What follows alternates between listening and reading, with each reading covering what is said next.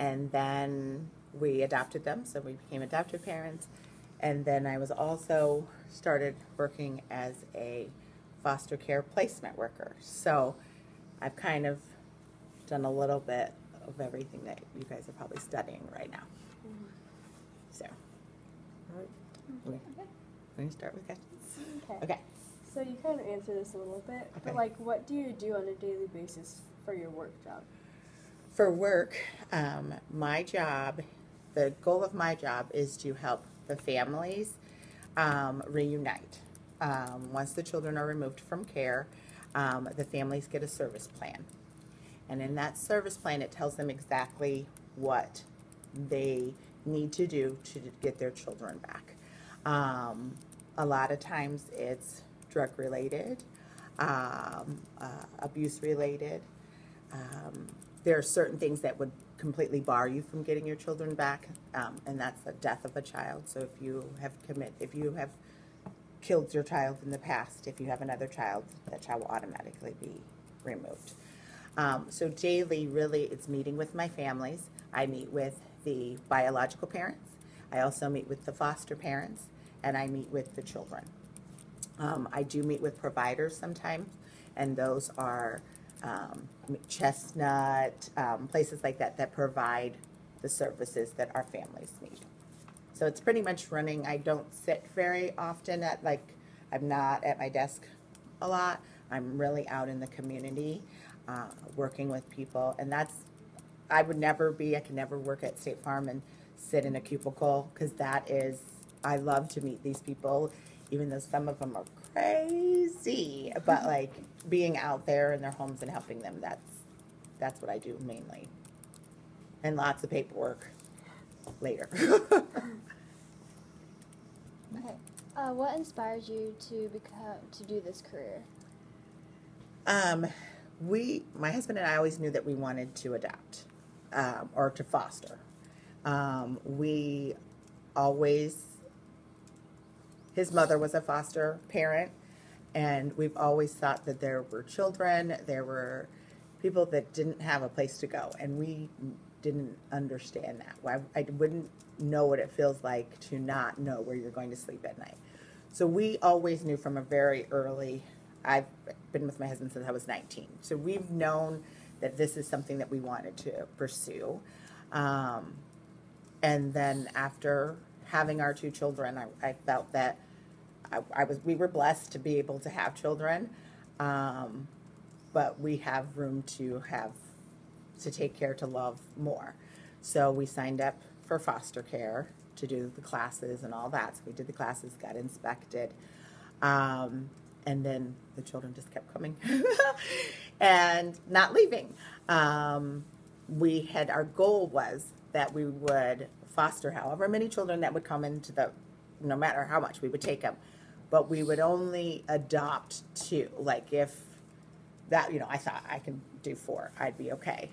But it didn't quite work out that way. We got a sibling group, and we started off with one 13-month-old.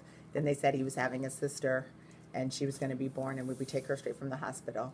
And then there was an older sister that came into the thing, and they were like, can you take her too? So I just felt that it was I know it's going to sound our duty. I just felt that we have the love, we have a home, why not? It's hard work. I mean, it's not for everybody. It's not for everybody, because the kids can drive me crazy. It's not for everybody, but I do believe that you could find something that you could do to help. Maybe I have a friend that she doesn't do kids. She doesn't know kids. She's run them around her, nothing. But she'll buy the kids diapers, or she'll do, that's the kind of stuff that she likes to do to help out. So I always try to tell, I talk to my friends, and I'm get on my pedestal and talk about it. You don't have to necessarily foster, but you could find a way. Kids need suitcases, because they get moved around from a lot, and they have to, use garbage bags to move to a place. Who wants to pack up all their stuff in a garbage bag in the middle of the night and move? Nobody. So I think if you could just find a way to give back, we don't have a lot of money. It's not like we're rich or anything, but I always, if I can't give my money, I will give my time. I will give, like, I just feel that you need to give back to your community. And I love children. I would take them all in. But my husband said, like, we have to stop at some point. So that's why we initially started going into foster care. I was not a worker at that time. At that time, I worked in early intervention, and I worked with children with special needs.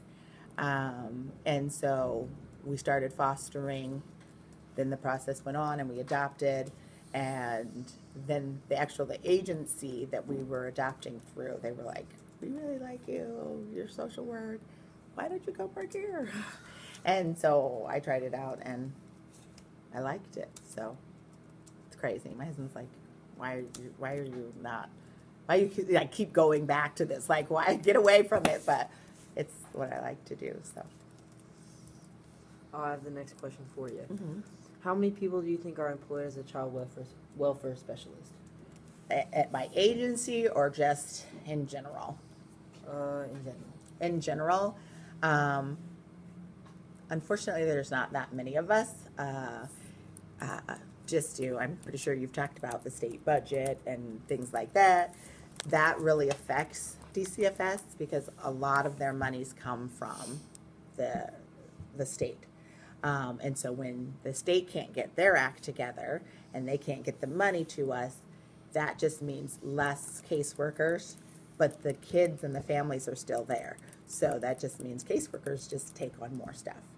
And it's a bad thing because I want to be involved with my families and I want to know what's going on and I want to not let anything slip through the cracks.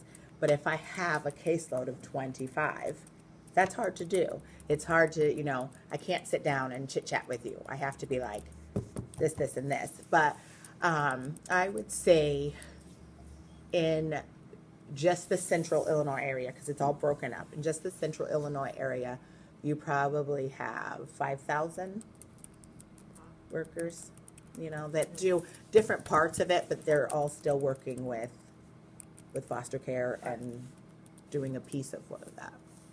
Okay. What's your favorite part of your job?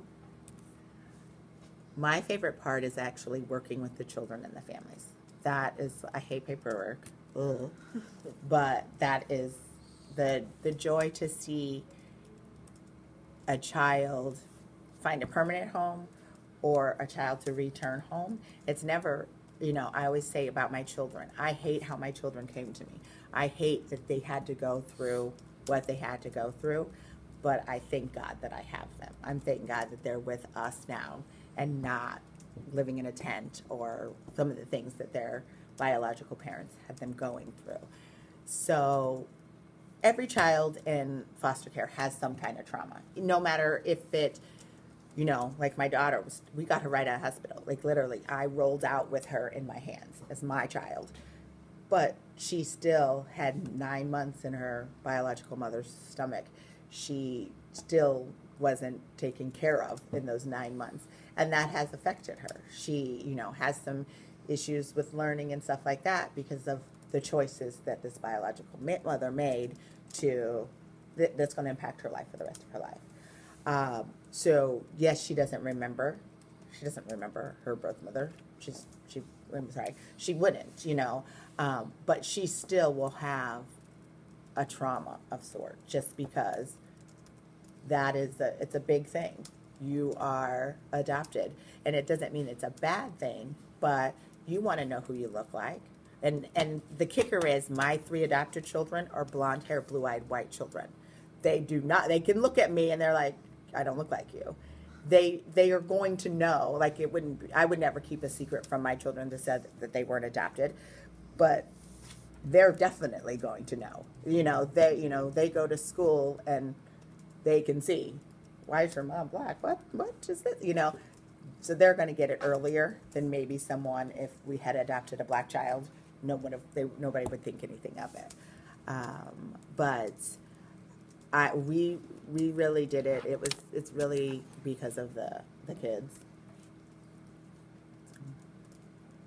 How has your job affected your life in positive and negative ways? Positively, like I feel like I am doing something at my job. I am not sitting behind a computer typing in numbers. I actually feel that I am doing something for the good. And not everybody needs it. People like some people want to go to job and make big fat money and leave their job and be done with it. I'm never going to make fat money as a social worker. Decent money to live, but you're never going to be rich unless you marry rich. Like you're never that. I mean, social work just doesn't provide that for you. But that was never an issue. Like for us, I'm lucky that my husband's corporate and he brings in the most of the money, and but that is the positives of it for me. The negatives, it's a stressful job. It is a stressful job. There are times I start off happy. Oh, this is great. This child's getting adopted. Within 15 minutes, I'm in tears because this lady, we found a baby in the trash. Like, it's very emotional. You can get worn out very easy. Like, if you're not set in your mind to know that you have to be strong, you have to have support. You just do, because it's a very stressful job. So in the book Paper Things, Ari and Gage's parents died and one of their family friends took care of them without fostering or adopting them. Would this be illegal? If so, what would happen if she got caught? Okay. It's not illegal. That's what people used to do back in the day. And really, families, that's what they did. They didn't get foster care involved. They would take their sister's child because sister was having issues. And then the sister would write up something that says, I give so-and-so guardianship of my child. It's not illegal unless the person you took the child from doesn't want you to take the child. And that's usually when foster care has to get involved, because for the safety of the child would need to be removed. But that's how several people do it. A grandparent, will be raising grandkids. Foster care's not involved at all, and they just have, legal documentation between the mother, the biological parents, and the person caring for them, that they could do all this, signing for schoolwork and stuff like that. We do have a couple families that happened with. They were taking care of the child because the mother just said, I can't do it. So they were taking care of the child. However, the child needed so much help. They needed therapy and, braces for their legs and all these things that the grandma who took the child, it was just tough. It was tough on income. She wasn't getting any financial help. She was getting no help. So she called DCFS and said, I need help. So that child went into the foster care system, but still stayed with the grandma. But then the good part of that, she was able to get services for that child. She was able to get a monthly stipend for that child. All the things that you need to raise children. I mean, you guys don't think that you are expensive, but you are. And if you're doing it right, like literally, for one child, you get $400 and something for the month. Now, I have a swimmer. My daughter's a swimmer. If you're doing it right and you are letting them be children and participate in their thing, I pay quite a bit of money for her to swim. Her swimsuits are $60, $70. How far do you think $400 is going to get for me to take care of her? Not much. She wants, North Face jackets and all this stuff. Fine. I want to provide that for my children. But if I was just taking that little monthly stipend of $400, she would be dressing in rags. It's not a lot of money, and I know people say, oh, you get into foster care and you'll get paid. Yes, that could happen if you leave the children in the basement and they don't do nothing. If you're not doing your job right, I guess you could take the money and do something else with it. But if you honestly, truly care for the children, you're going to spend that money.